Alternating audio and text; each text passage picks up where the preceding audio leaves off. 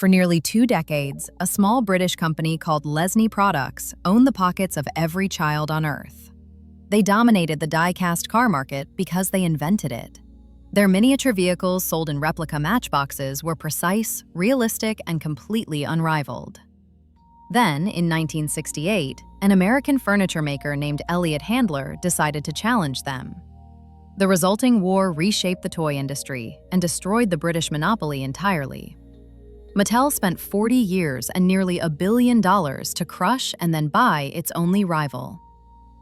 Take a second to click subscribe.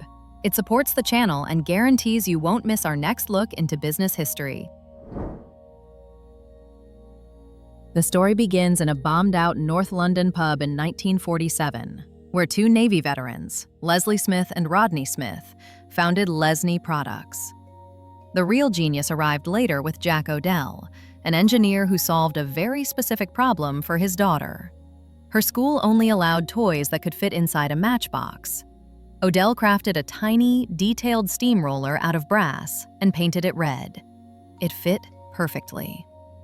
The concept was simple, but the timing was accidental genius. In 1953, Queen Elizabeth II's coronation gripped Britain, and Lesney released a miniature Coronation Coach. It sold over 1 million copies. That success funded the first 3 mass-market Matchbox cars: a road roller, a dump truck, and a cement mixer. They were cheap at just 39 cents, and they were everywhere. By the late 1950s, Lesney had established a rigid system that drove collector behavior long before the internet existed. They capped the line at exactly 75 models. If a new car arrived, an old one had to retire. This created instant scarcity and turned children into obsessive catalogers. Every year, millions of kids checked the back of the box to see what was new. The cars prioritized realism above all else. They were painted in drab, factory-correct colors like cream, gray, and dark blue. They had plastic windows, but the wheels were wobbly discs attached to thick steel axles. They didn't roll well, but they weren't meant to race. They were meant for pockets. Lesney was producing 50 million cars a year by 1960, and they saw no reason to change a formula that was printing money. Across the Atlantic, Mattel co-founder Elliot Handler watched his son Kenneth play with Matchbox cars and noticed something frustrating. The cars were boring. They didn't do anything. They just sat there. Handler, whose wife Ruth had already changed the doll market with Barbie, saw an opening for a boy's toy that prioritized action over accuracy. He pitched the idea to his board of directors, but they hated it. Matchbox had the market cornered, and the tooling costs for a new die-cast line were astronomical. Handler ignored them. He wanted a car that looked like a California hot rod and rolled like a physics experiment. He hired a genuine rocket scientist from Raytheon and a car designer from General Motors to build a toy that could hit 300 scale miles per hour. The secret weapon was the suspension rather than the car's body.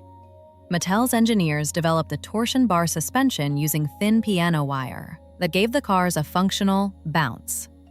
More importantly, they replaced the friction-heavy Matchbox axles with a mandrel-polished wire axle and a Delrin plastic bushing. The result was near-zero friction. When Handler saw the first prototype roll effortlessly across the floor, he whispered the line that named the brand, calling them some hot wheels.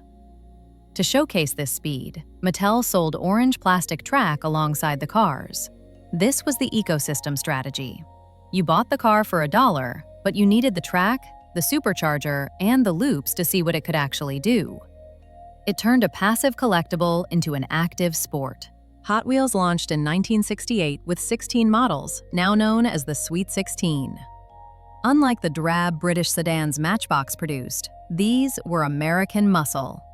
The custom Camaro, the Corvette, and the erratic beatnik Bandit screamed California cool. They featured Spectra Flame paint, a process where transparent lacquer was applied over polished zinc to create a metallic candy apple finish that sparkled under store lights. The packaging was aggressive and featured energetic artwork that promised speed. Matchbox cars looked like something your father drove to work, but Hot Wheels looked like the car you wanted to steal. The impact was immediate and devastating. In the first year alone, Mattel sold 16 million cars. Lesney's stock price began to wobble. The reaction at Lesney's headquarters was pure panic. For the first time in 15 years, sales plummeted. Kids didn't want realistic door handles, they wanted mag wheels and speed. Lesney's executives, initially dismissive of the garish American toys, realized they were facing extinction. In 1969, they scrambled to retool their entire factory. The result was the Superfast line. They took their existing realistic castings, widened the wheel arches, and slapped on low-friction wheels that mimicked Mattel's design. It was a desperate and expensive pivot. The move saved the company temporarily, but the transition cost millions and stripped Matchbox of its unique identity. They were no longer the leader, they were the follower chasing Elliot Handler's taillights. Throughout the 1970s, the war shifted to design philosophy. Mattel doubled down on fantasy. They hired Larry Wood, a designer who would spend the next 50 years creating vehicles that defied physics, like the distinctively strange six-wheeled cars that became icons. Matchbox tried to compete with weirdness by launching the Roll-O-Matics line with moving parts, but their heart wasn't in it. Their strength remained in casting European sedans and construction equipment. The market split. If you wanted to race, you bought Hot Wheels. If you wanted to build a model city, you bought Matchbox. But the 1970s economy was cruel. The oil crisis and rising zinc prices hit manufacturing hard. Mattel had the cash reserves to weather the storm, but Lesney was operating on razor-thin margins. The end of British independence came swiftly. By 1982, Britain was in a deep recession, and Lesney's debts had spiraled out of control. They couldn't compete with Mattel's marketing budget or their manufacturing efficiency in Asia.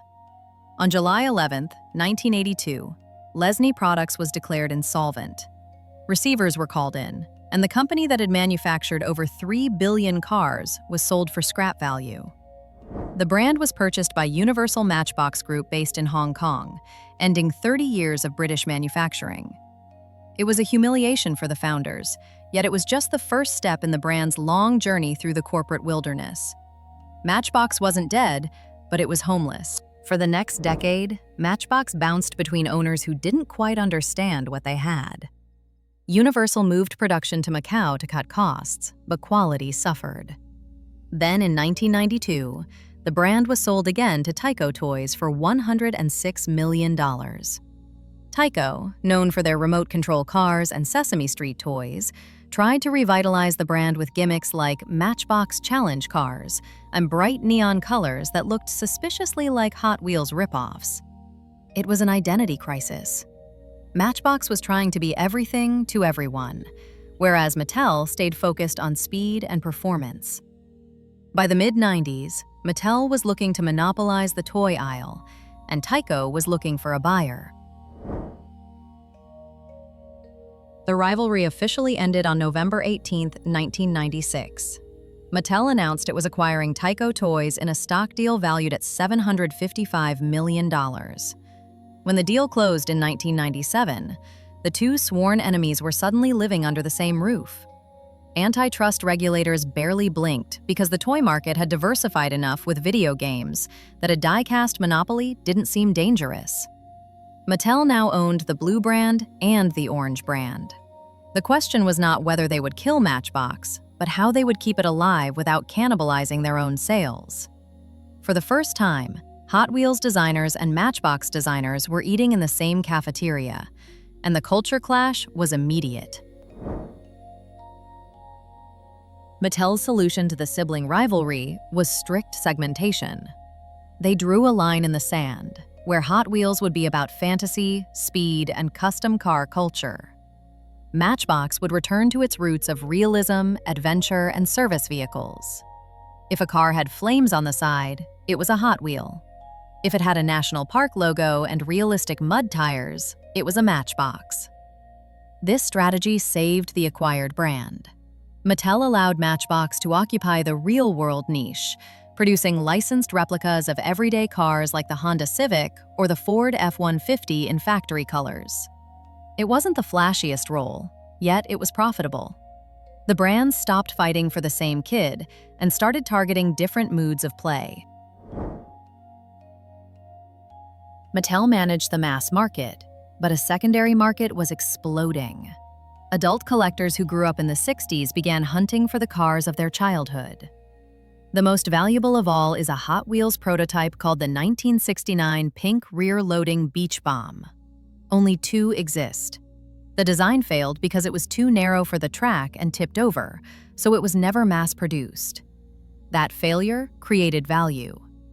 Today, collector Bruce Pascal owns the pristine pink version, valued at approximately $175,000.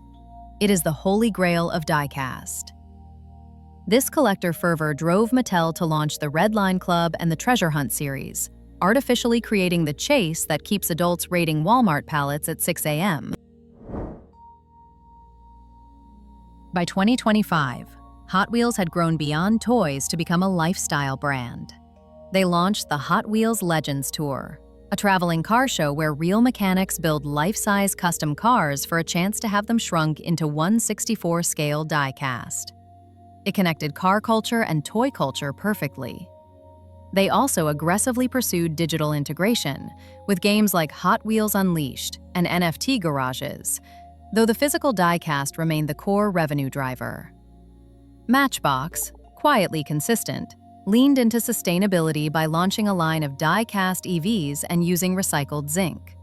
They were no longer just plastic toys.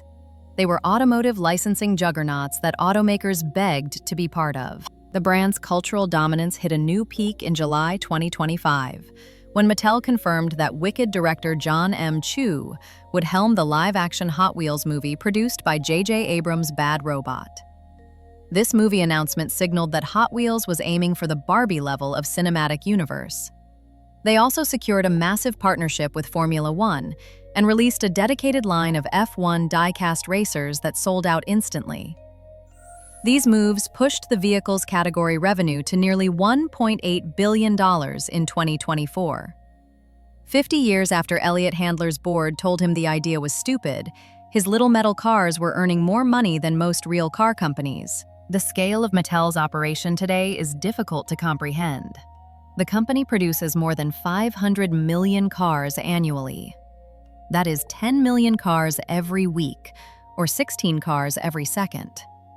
Since 1968, they have produced over 6 billion Hot Wheels, which is more than the number of real cars manufactured in the entire history of the automotive industry.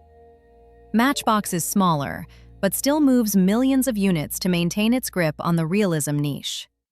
Together, they form a monopoly that Lesney could never have imagined. The rivalry that started in a London pub and a California garage resulted in a world where you are statistically never more than a few feet away from a die-cast car. The war between Matchbox and Hot Wheels proves that being first isn't as important as being fast. Lesney Products built a pocket-sized empire on realism, but they failed to see that imagination sells better than accuracy. Mattel won the market and absorbed their history, to turn a bitter rivalry into a dual-brand powerhouse that covers all of car culture. Today, the orange track connects generations, and the 39-cent toy has become a billion-dollar icon. If you enjoyed this ride through toy history, hit like and subscribe for more stories about the business of fun.